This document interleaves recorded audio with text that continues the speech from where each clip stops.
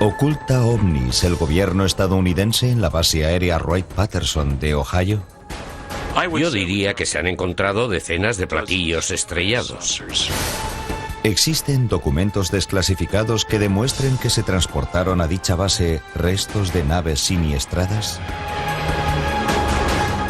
Según varios informes, se extrajeron entre 14 y 16 cadáveres de esa nave. Por primera vez en televisión, testimonios y evidencias del más alto secreto. Se me autorizó a levantar el secreto. Nunca he contado esto en televisión. ¿Existe una conspiración al más alto nivel para ocultar pruebas sobre el fenómeno ovni? ¿O estamos solo ante un mito más? No hay mejor lugar que la base Wright-Patterson para conocer toda la verdad en relación con los ovnis.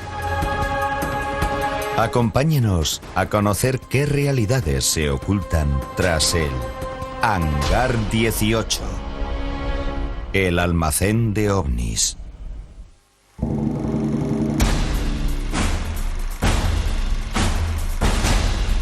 Julio 1947, Roswell, Nuevo México. Restos de una nave desconocida cubren una zona de 1,5 kilómetros de largo y cientos de metros de ancho. El ejército envía al lugar un amplio contingente de soldados. Su misión, proteger y rescatar todo resto hallado en la escena del siniestro. El primer comunicado del ejército describe la nave como un disco volante. El propio ejército desmiente esta primera información y convoca una rueda de prensa anunciando que los restos pertenecen a un globo meteorológico. Pero en opinión de un gran número de ufólogos, mientras se distrae a la prensa con restos supuestamente falsos, los restos auténticos encontrados en Roswell y posiblemente otros materiales son puestos bajo control militar. Habrían sido aerotransportados a casi 2.500 kilómetros de distancia hasta una base militar en Dayton, Ohio, llamada Wright Field. Según la leyenda, el lugar exacto donde se custodiarán esos restos es el hangar número 18 de esta base. Sabemos que ese material se envió a Wright por testimonios de personas presentes en el lugar de envío y en el de destino. Un documento desclasificado del 8 de julio de 1947, días después de la colisión de Roswell, también está vinculado a la base Wright Field. El objeto encontrado se asemeja a un globo meteorológico de gran altitud con reflector de radar, pero la conversación telefónica entre la oficina y Wright Field no confirma ese extremo. Disco y globo se envían en vuelo especial a Wright Field para su examen.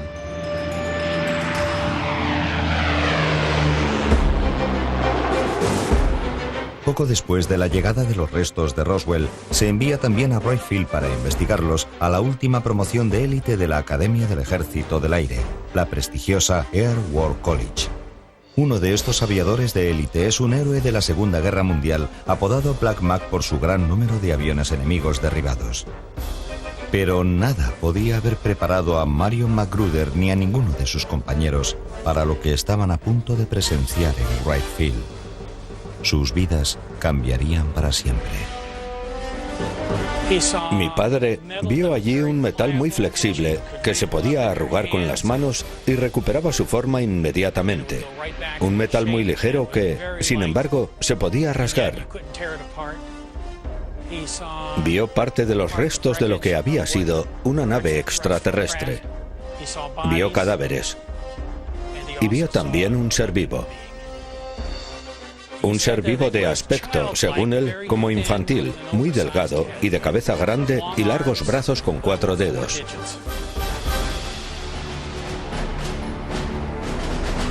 Mi padre dijo textualmente: aunque no de forma deliberada, nosotros matamos a aquel ser. Dijo que se experimentó con él, pero que, evidentemente, no sabían cómo mantener vivo a aquel ente. Finalmente murió. Aunque mi padre fue más allá. Mi padre dijo: lo matamos nosotros. El teniente coronel Marion McGruder y sus compañeros de promoción son obligados a guardar juramento de silencio bajo amenaza de consejo de guerra. Black Mac no desvela nada durante 50 años, ni siquiera a su propia familia. Pero en 1997, viéndose gravemente enfermo, comienza a sincerarse con sus más allegados. Le dije, papá, ¿no crees que ya es hora de que nos digas lo que sabes? ¿De compartirlo con nosotros?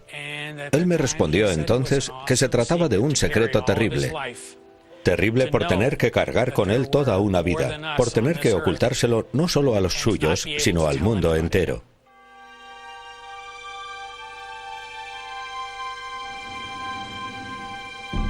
Nunca he contado esto en televisión y me cuesta hacerlo ahora porque quiero mantener la honra de mi padre tan limpia como él la mantuvo siempre. Pero también es muy importante para mí que se sepa que digo la verdad, una verdad sobre la que mi padre no albergó nunca la menor duda. Él tan solo quería que sus hijos supiéramos que no estamos solos. No es un testimonio aislado. Durante más de medio siglo han surgido testimonios similares en torno a restos de ovnis, cadáveres de alienígenas y cámaras criogénicas en el misterioso hangar de una base aérea llamada Wright Field y posteriormente, tras sucesivas ampliaciones, base Wright-Patterson.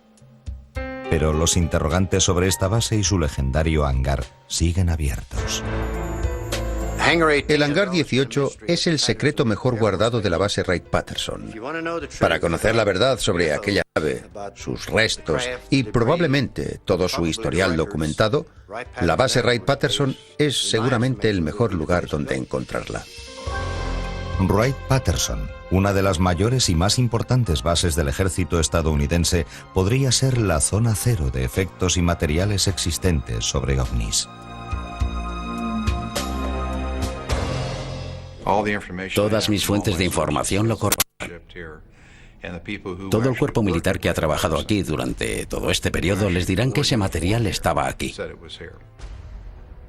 Piezas y secciones completas de la nave. E incluso cadáveres fueron traídos hasta aquí. Iban llegando cadáveres con regularidad tras diversas colisiones desde la ocurrida en Roswell.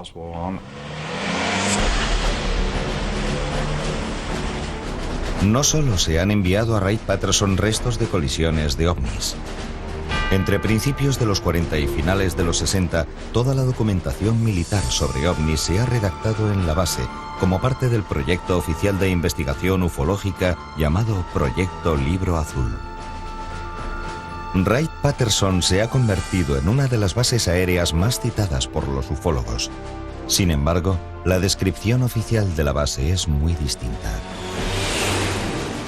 Lo que hace realmente única esta base es su proyección de futuro. ¿Cómo va a ser nuestra fuerza aérea del mañana? ¿Qué aviones pilotaremos? ¿Qué armamento llevarán? ¿Qué tecnologías se incorporarán a sus cabinas? El laboratorio de investigación de la Fuerza Aérea se encuentra aquí. La compra de aviones para nuestra Fuerza Aérea se realiza en nuestras oficinas. Supervisamos todos nuestros vuelos de prueba, toda nuestra ciencia y tecnología.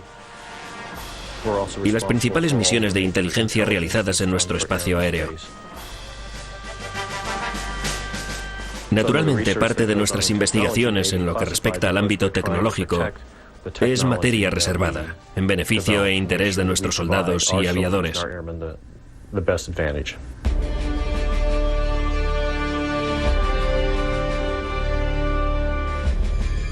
Hasta principios de los 90, casi toda la investigación aérea más avanzada la llevó a cabo la División de Tecnologías Exteriores, clave, según muchos investigadores, para entender el papel de Wright-Patterson en la historia de la ufología.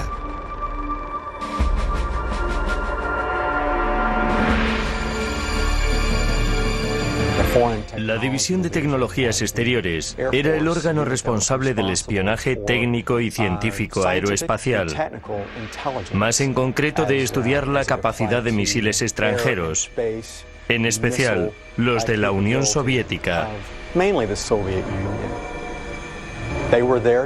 Era pues un órgano preventivo ante posibles sorpresas tecnológicas, el órgano experto en armamento enemigo.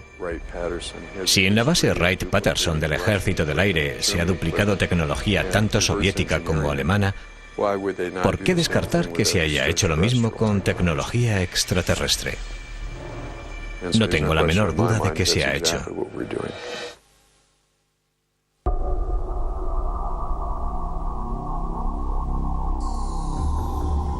25 de marzo 1948, Aztec, Nuevo México. Un día corriente para los trabajadores de una planta petrolífera se convierte en un encuentro con lo desconocido.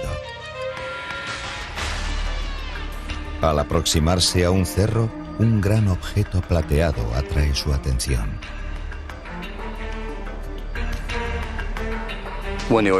Se encontraron con una especie de disco de unos 30 metros de diámetro. El estado intacto de la nave hace pensar en un aterrizaje más que en una colisión. Los dos testigos con los que yo hablé, Ken Farley y Doug Nolan, dos trabajadores jóvenes entonces, no penetraron en la nave. Su capataz, Bill Ferguson, de los presentes el de mayor edad, gritó a sus hombres que se alejaran del objeto. Salvo una ventanilla rota, no se apreciaban otros desperfectos. Doug Nolan me dijo que vio dos cadáveres a través de la compuerta abierta. Horas después, llegan varios vehículos procedentes supuestamente de Camp Hale, Colorado. El gobierno estadounidense parece enfrentarse a un nuevo caso ovni. Para evitar errores como los de Roswell, se asume el control inmediato de la situación. 9 meses antes, el ejército había dejado que el caso Roswell saltara a las portadas de muchos periódicos. Creo que habían aprendido la lección. Creo que habían perfeccionado sus técnicas de recuperación de naves accidentadas. El secretismo comenzó desde la misma llegada al lugar del ejército. Recordaron a los testigos su deber patriótico de mantener el secreto, obligándoles a prestar juramento de silencio. Entonces, cualquier exigencia en aras de la seguridad nacional se cumplía por respeto y lealtad al gobierno. El ejército quería aquella nave y haría lo que fuese por llevársela de allí.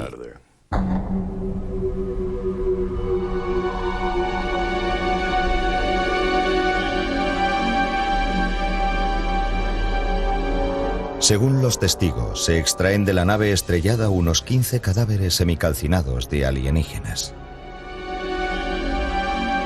Nave y cadáveres son conducidos a un lugar seguro e inaccesible para los medios de comunicación.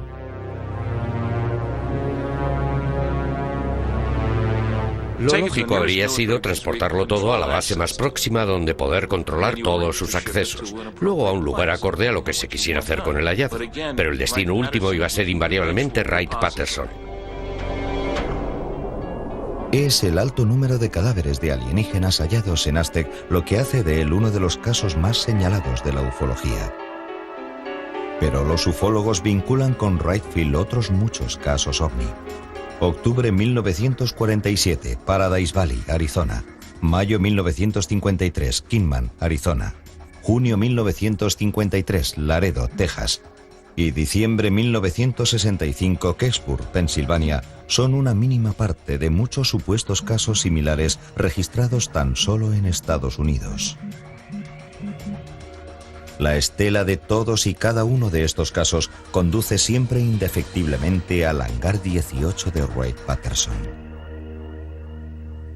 Wright-Pat era el depósito, una sala de espera donde aguardar el desarrollo de mejores tecnologías que permitieran un examen más preciso de ese material. Pese al gran interés e incontables publicaciones en torno al fenómeno ovni, no se confirmó oficialmente nada sobre naves extraterrestres en el hangar 18. Ese mutismo desvió a la postre la atención fuera de la base. Pero el interés por Wright-Patterson resurge en 1978, cuando el ufólogo Leonard Stringfield pronuncia un discurso en el MUFON, el simposio anual de ufología celebrado en Dayton, Ohio, muy cerca de la propia base Wright-Patterson. Leonard había realizado descubrimientos sin precedentes en este campo. Tenía incluso fuentes bien informadas que estaban facilitándole datos. Tenía testimonios sobre cosas que se habían visto o hecho no de una sola persona, sino de un buen número de ellas, cuya confianza Leonard se ganó. Confiaban en él porque sabían que no las delataría. Podían darle información y él podía contrastarla con otras fuentes para determinar qué hechos eran ciertos y cuáles no lo eran. Stringfield escribió varios libros sobre colisiones de ovnis y su posterior hallazgo. Muchas fuentes citadas no quisieron que publicaran sus nombres completos por temor a perder los puestos de alto secreto que desempeñaban.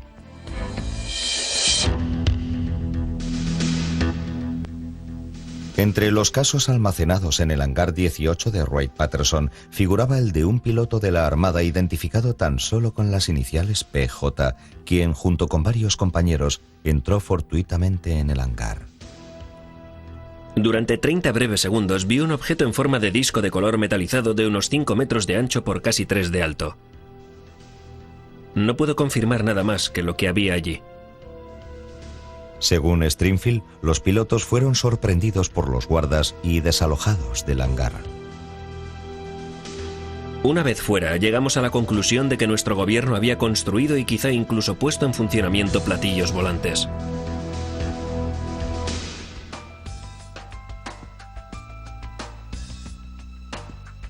A testimonios como este pronto siguieron otros.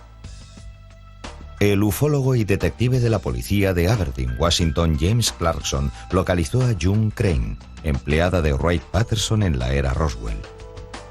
June Crane concedió en 1997 una entrevista a James Clarkson, y este ha autorizado su emisión a Canal Historia por primera vez en televisión.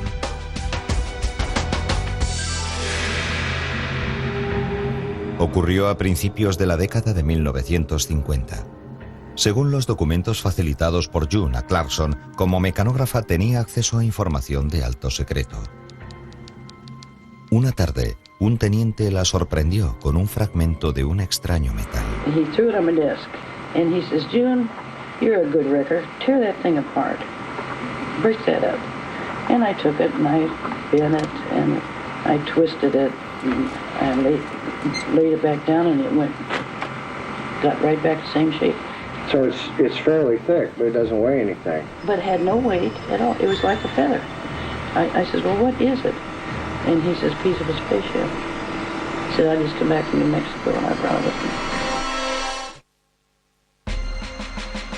Principios de los años 50.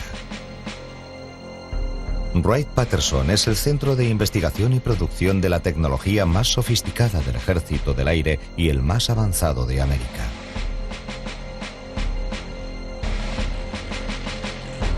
Alberga también el plan para casos de colisiones, que estos documentos describen como concebidos para el estudio de objetos espaciales no estadounidenses o de origen desconocido. Su nombre en clave es Proyecto Polvo Lunar. Todo el material de este proyecto se envía a la División de Tecnologías Exteriores de Wright-Patterson. El proyecto Polvo Lunar consistía esencialmente en recoger basura espacial. Basura espacial caída del cielo.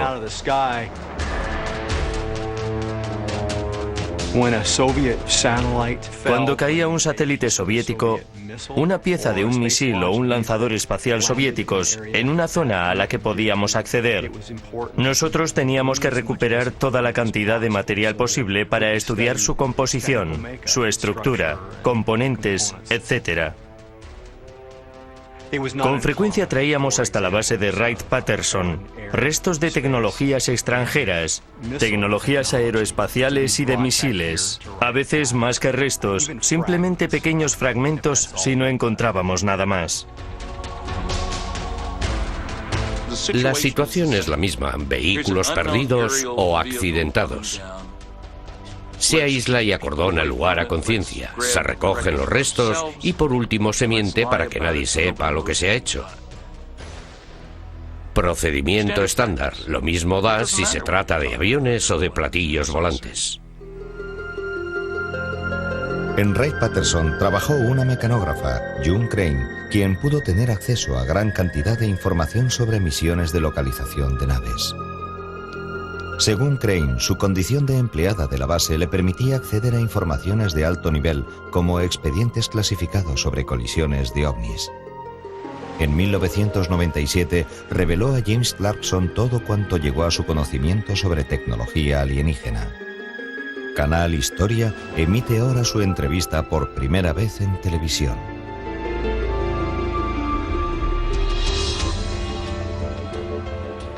There was 3 times that I'm aware of. I won't vouch for the 4th one because I wouldn't. These 3 crashes that you heard about while you worked at Wright-Patterson? One was the Roswell, and then there was 2 other ones. So as of 1952, they knew about 3 crashes of vehicles that were probably extraterrestrial. Right. And then the one where they brought the 2 men into Wright-Patterson Air Force Base and put them in the ice box. I didn't see it because nobody was allowed to see it. Okay, when 2 little men... He called them little green men. Then he described them as a greenish blue. And they were 4 foot tall, and they were dead. And we're talking about non-humans. Non-humans, right.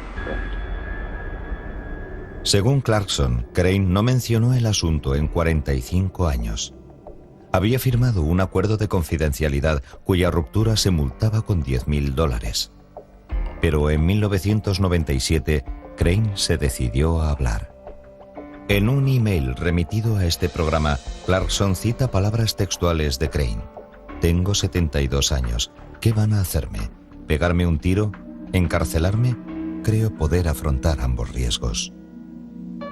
June murió en 1998, pero su testimonio parece ratificar la presencia de cadáveres de alienígenas en Wright-Patterson. Y según muchos ufólogos hay más testimonios.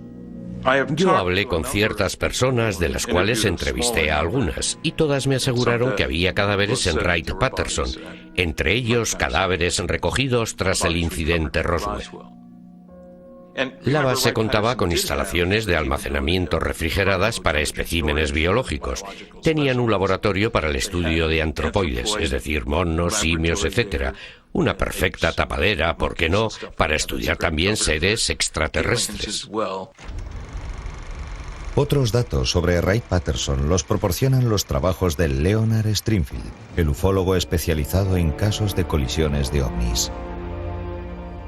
La mayor parte de los testigos de Stringfield prefirieron guardar su anonimato o ser nombrados solo con iniciales. Uno de ellos, un exoficial de inteligencia, afirma haber presenciado la llegada a Wright-Patterson de cadáveres de alienígenas en 1953. Yo vi los cadáveres en Wright-Patterson. Estaba en el lugar y el momento indicados la noche que llegaron los embalajes a bordo de un DC-7. Stringfield entrevistó también a un oficial del Ejército de Tierra que fue testigo de la llegada a Wright-Patterson de otros 4 cadáveres en 1957.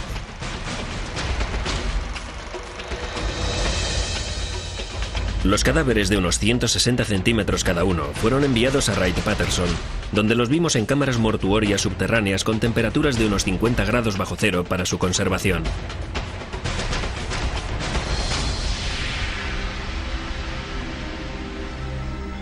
A pesar de la pasión de Stringfield por el tema, su negativa a revelar sus fuentes frustró a muchos ufólogos que se vieron así incapaces de contrastar plenamente los datos.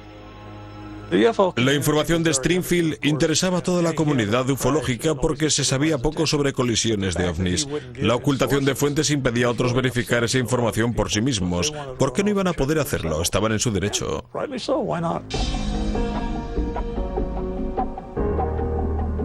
Yo he dicho a muchos colegas que siempre es admirable hablar e investigar sin tapujos, pero no podemos tomar cuanto dice Stringfield como palabra de ley porque hace falta verificación máxima, máximo rigor, algo que a Stringfield a menudo le falta. Pero no todos sus testigos solicitaron anonimato. El prestigioso ufólogo Ted Phillips declaró ante Stringfield haber tenido acceso a fotografías que muestran detalles de algunos de los cadáveres de alienígenas presuntamente almacenados en Wright-Patterson.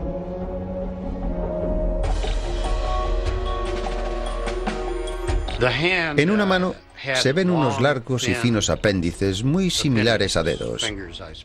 Y entre esos dedos hay una especie de membrana. Yo no había visto nunca algo parecido. Y decidí decírselo a Leonard, que se emocionó muchísimo, porque él había visto lo mismo. Ignoro el origen de esas fotografías, pero son de fuentes fidedignas. Pese a las dispares fuentes de información consultadas por Stringfield, las descripciones de los supuestos alienígenas del hangar 18 coinciden.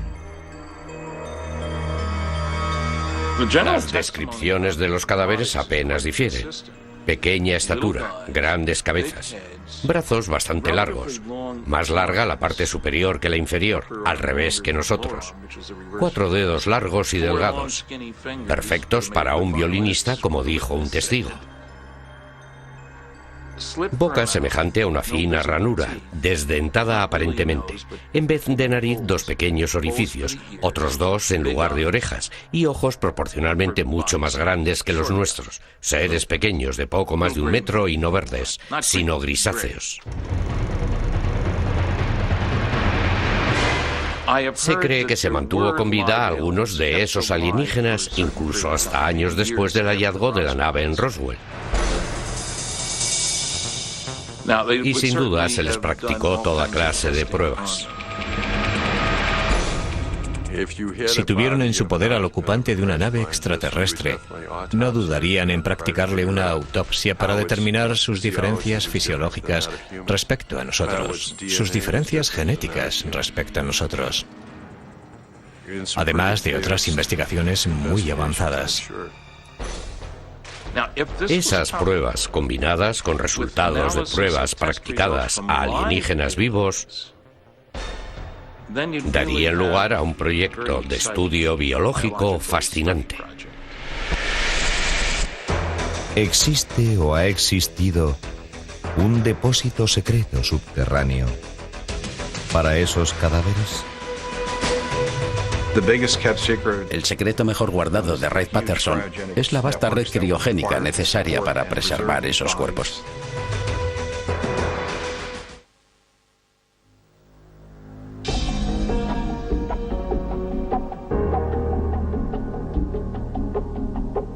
La base Wright-Patterson es un vasto complejo militar.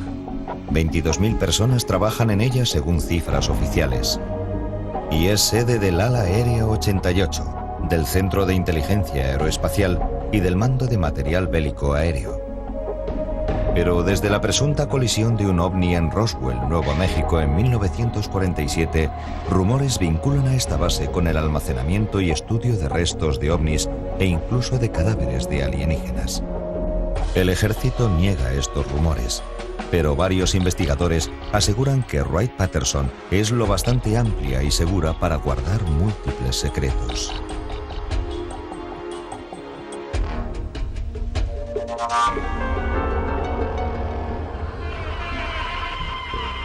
Yo estuve en el ejército 22 años, 6 de ellos en la base aérea Wright-Patterson. El escritor y capitán de aviación retirado Robert Collins trabajó como analista para la División de Tecnologías Exteriores, la unidad de la base que más se relaciona con la investigación ufológica. Su cometido oficial era el de analizar tecnologías soviéticas, pero también ha pasado años investigando los vínculos entre los ovnis y Wright-Patterson.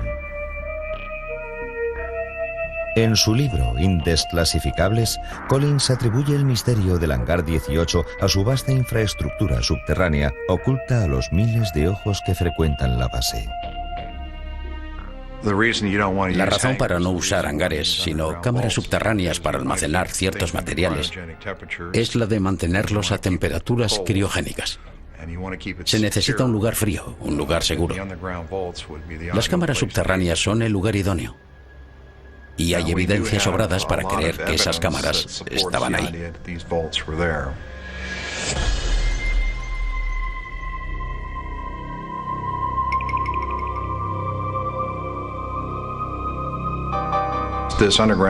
Esa estructura subterránea era inmensa. Largas y enormes áreas de túneles conectaban sus cámaras. Hay como unas 4 cámaras de 30 por 30 metros. Sabemos que esas cámaras existen. La pregunta es, ¿qué había en ellas? Para mí no hay duda. El material hallado en Roswell y en otros escenarios de colisiones. Los testimonios sobre esa red subterránea se conocen desde hace tiempo, pero Collins aporta una visión más precisa sobre sus túneles, visión que ofrece un esquema de lo que puede existir bajo Wright-Patterson. No deberíamos hablar, según Collins, del hangar 18, sino del edificio 18. La estructura que encaja en sus descripciones es el edificio anexo, el número 23, antes conocido, según Collins, como hangar 23. Según mis cálculos y estimaciones, probablemente entre los años 1951 y 1953 trajeron una nave aquí. El suelo del hangar 23 fue levantado y la nave fue colocada en el sótano del hangar. Posteriormente se recubrió el suelo bajo el que estaba la nave. Y había una zona de cámaras en el edificio 18F con un túnel comunicado con el hangar 23. Aunque es posible que el edificio 23 fuera el hangar 18, la mayoría de las investigaciones han seguido centrándose en los túneles subterráneos.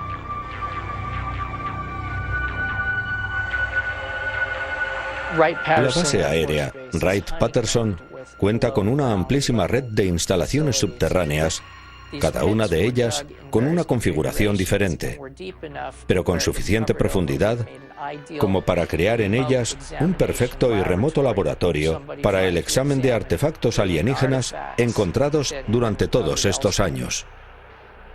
Entrevistando a varios empleados de la Fuerza Aérea con supuesto acceso a las cámaras subterráneas, Collins esperaba confirmar muchos rumores.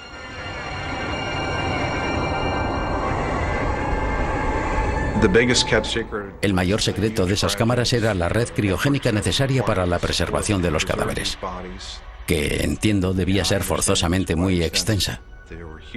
Había en ella grandes cilindros de almacenamiento a temperaturas criogénicas, con capacidad para una media docena de alienígenas de baja estatura. Quizá nunca se sepa qué se esconde bajo esta base aérea. La custodian las más altas medidas de seguridad. Sus cámaras subterráneas son terreno vedado para cualquier observador externo e incluso interno. Son secreto incluso para parte del alto mando, una de las materias clasificadas de más alto nivel de todo el aparato de gobierno de los Estados Unidos.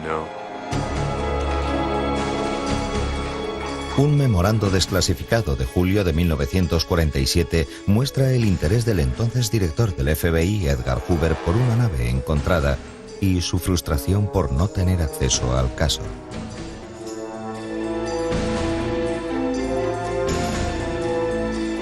Debemos reclamar pleno acceso a dicho hallazgo, que el ejército no nos permite examinar someramente siquiera. Esta memoria se redactó solo días después del traslado de los restos de Roswell a Wright-Patterson. Si ni el propio Hoover tenía acceso al hangar 18, ¿hasta dónde llegaba el secreto de Estado? En una entrevista con Larry King en 1994 en TNT, el senador Goldwater detalló su intento de visitar el hangar. Creo que en ciertas dependencias de Wright-Patterson se puede ver qué saben de ovnis el gobierno y la Fuerza Aérea. Informes sobre el aterrizaje de una nave se silenciaron. Le dije al general LMI, sé que hay un lugar en Wright-Patterson donde guardan ese material secreto. ¿Puedo entrar en él? Nunca le había visto enfadarse, pero esa vez se enfadó y mucho. Me atajó en seco diciéndome, jamás vuelva a preguntarme eso. Ignoramos qué ocultan. ¿Documentos solamente? ¿Especímenes? ¿Restos? Nadie lo sabe. Pero desde las declaraciones del senador Goldwater, prácticamente nadie duda ya que es un caso real.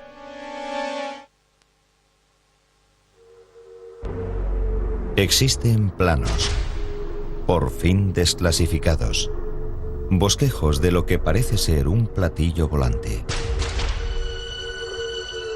Varios testimonios hablan de vehículos discoidales diseñados en la base de Wright-Patterson. Estos documentos de 1995 evidencian que el Centro de Inteligencia Técnica Aérea de Wright-Patterson inició la construcción de una nave discoidal llamada Proyecto Silverback. Era una nave de forma circular de unos 12 metros de diámetro, monoplaza, con capacidad para despegues verticales a unos 3.200 kilómetros por hora.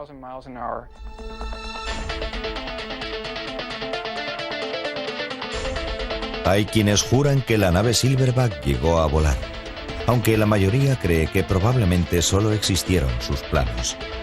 Pero este no fue el único ejemplo del interés del ejército en vehículos discoidales.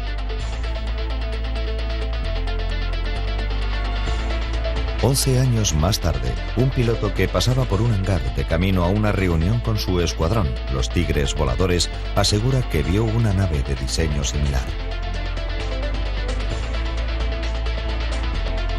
Warren Batch, un piloto al que le gustaba curiosear, iba caminando por los corredores de los hangares.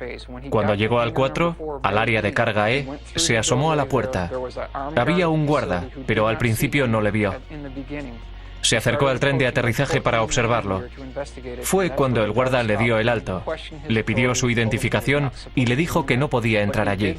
Pero Warren Batch llegó a ver una nave gigantesca, según sus propias palabras, de unos 40 metros de diámetro y alzada al menos 4 metros del suelo. Aunque el nombre de esa nave nunca llegará a revelarse, parece obvio que el ejército estaba interesado en vehículos de una apariencia similar a esta. Siendo Wright-Patterson una base donde se ha reproducido tecnología extranjera, ¿es posible que algunos de estos avances fueran reproducciones de ovnis?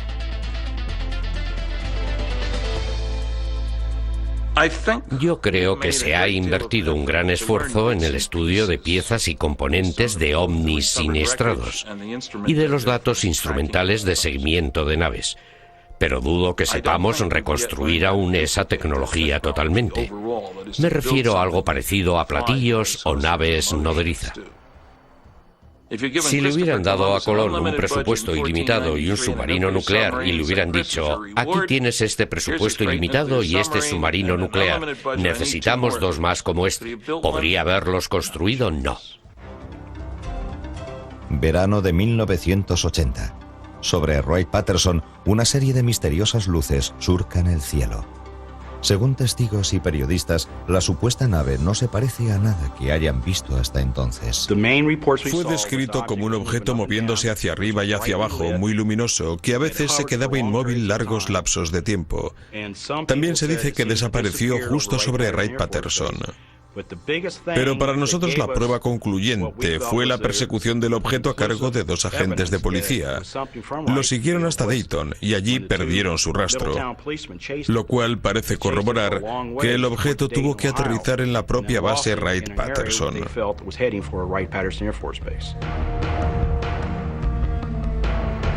Charles Wilhelm, ufólogo y sargento maestre ya retirado, sospechó que el objeto podía ser un nuevo avión Harrier con el que se estaba experimentando en la base. Un avión británico con la movilidad vertical de un helicóptero y el empuje frontal de un reactor. Después de revelar sus hallazgos, el ejército se apresuró a ponerse en contacto con Wilhelm. Me llamó un oficial de Wright-Patterson que, tras hacerme montones de preguntas, me advirtió de que no comentara nada al respecto, que había hecho bien mi trabajo, pero que lo diera por concluido.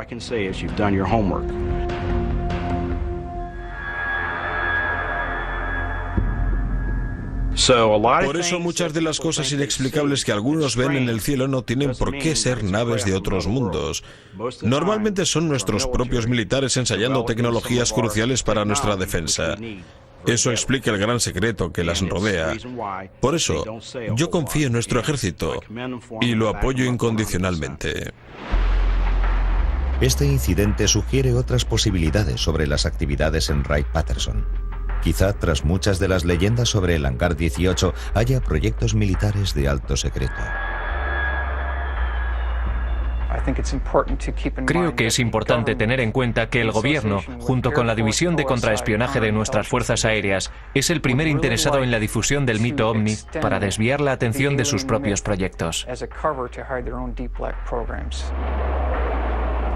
Se quiere hacer creer que todo objeto volador avistado es de origen extraterrestre. Nosotros no podríamos copiar el diseño de esas naves. Se desinforma o confunde hablando de discos volantes, haciéndolos parecer innovaciones humanas. Es una tendencia en alza. Nada mejor para un gobierno que la desinformación a la hora de mantener un secreto.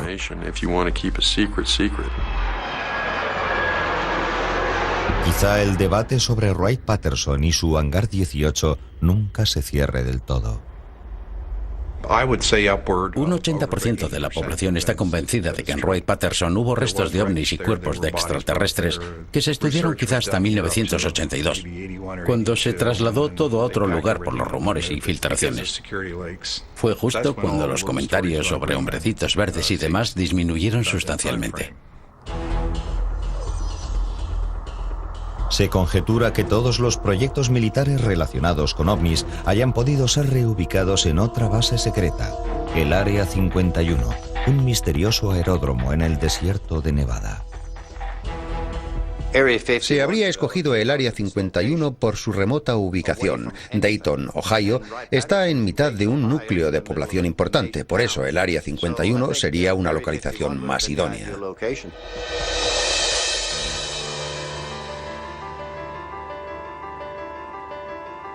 El gobierno rehúsa admitir la existencia de restos de ovnis en su territorio. A pesar de ello, hay documentos oficiales en los cuales se indica que restos de misteriosas colisiones, como la de Roswell, fueron enviados a Wright-Patterson para su estudio. Han existido proyectos gubernamentales que han demostrado un reiterado interés por cualquier vehículo espacial localizable. Existen también testimonios según los cuales el gobierno se empeña en silenciar todas estas actividades.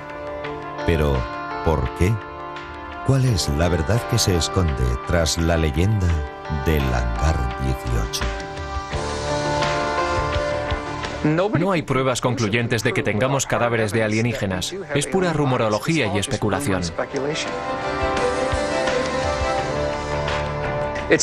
Como ensoñación romántica resulta sin duda mucho más atrayente, pero lo cierto es que en 60 años no han aparecido pruebas materiales tangibles.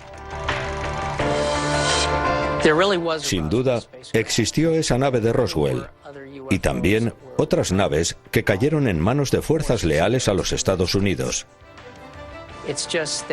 Pero el hangar 18, tal como lo ha concebido la imaginación popular, es ciencia ficción. Es parte de los rumores que circularon entre la comunidad ufóloga durante más de 35 años. Si uno se encuentra platillos volantes, no se deshace de ellos sin más. O existen en Wright-Patterson o en cualquier instalación subterránea, pero estén donde estén, se hallan en un almacén bajo control estadounidense. No se han deshecho de ellos.